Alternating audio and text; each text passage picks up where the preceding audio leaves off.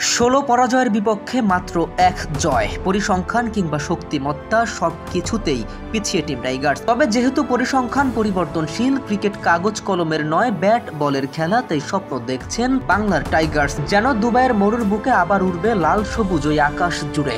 দুবাইয়ে ভারতের বিপক্ষে মাঠে নামার আগে বাংলাদেশ শিবিরে তৈরি হয়েছিল এক অপ্রত্যাশিত দুশ্চিন্তা। আইসিসি একাডেমি মাঠে অনুশীলনের সময় হঠাৎ পাজরের পাশে পেশিতে চোট পান অধিনায়ক লিটন দাস। এর আগে তাকে হাসি খুশি ও স্বাভাবিক দেখা যাচ্ছিল, কিন্তু ব্যাটিং অনুশীলনের মাঝেই ব্যথা অনুভব করায় ব্যাট নামিয়ে নেটের পাশে শুয়ে পড়েন। সঙ্গে সঙ্গেই তাকে দেখেন ফিজিও বাইজুদুল ইসলাম ও প্রধান চিকিৎসক দেবাশিস চৌধুরী। টিম ম্যানেজমেন্ট প্রথমে জানিয়েছিল গুরুতর কোনো সমস্যা নয়। পরদিন দলের কোনো অনুশীলন না থাকায় লিটন ছিলেন পুরোটা দিন বিশ্রামে। ডাক্তারদের পরামর্শে তার এমআরআই করার কথা থাকলেও শেষ পর্যন্ত রিপোর্ট দেখে খেলার সিদ্ধান্ত নেবে ম্যানেজমেন্ট। ভেতরের খবর হলো হাঁটা চলায় কোনো অসুবিধা নেই, তাই ভারত ম্যাচে লিটনকে পাওয়ার বিষয়ে আশাবাদী সবাই। বাংলাদেশ ভারত দ্বৈরথ্য মানেই ভিন্ন আবহ, বিশেষ করে লিটন দাসের নাম এলেই সেই উত্তেজনা দ্বিগুণ হয়ে যায়। 2018 সালের এশিয়া কাপের ফাইনালে দুবাইতেই করেছিলেন ছকছকে সেঞ্চুরি। 2022 টি-20 বিশ্বকাপে অ্যাডিলেডে তার 27 বলে 60 রানের ইনিংস আজও ভারতীয়দের মনে আতঙ্ক জাগায়। এমনকি 2023 বিশ্বকাপে পুনেতেও খেলেছিলেন কার্যকরী 66 রানের এক ইনিংস। তাই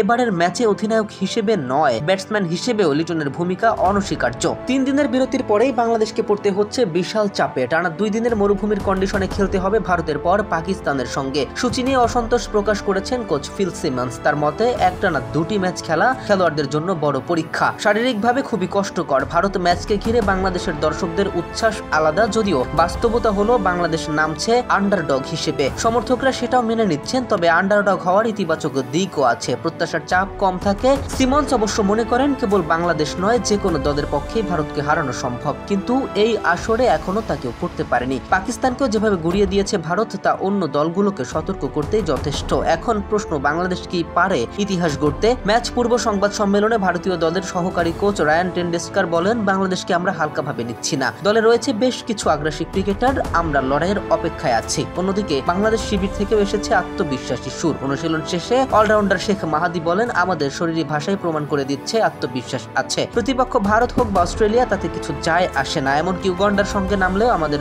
আত্মবিশ্বাস থাকে জয়ের। তবে ভারতকে হারাতে হলে শুধু বিশ্বাস নয়, চাই নিখুঁত কৌশল ও প্রয়োগ। অভিষেক শর্মার মতো বিধ্বংসী ব্যাটারকে থামাতে বোলিংয়ে আনতে হবে অতিরিক্ত ধার, আর কুলদীপ যাদবের ঘূর্ণি সামলাতে ব্যাটসম্যানদের চাই অতিরিক্ত দক্ষতা। দুবাইয়ের উইকেট বিবেচনায় বোলিংয়ে কিছু পরিবর্তন আসতে পারে, তবে লিটন সুস্থ থাকলে ব্যাটিং লাইন আপে পরিবর্তনের সম্ভাবনা নেই বললেই চলে।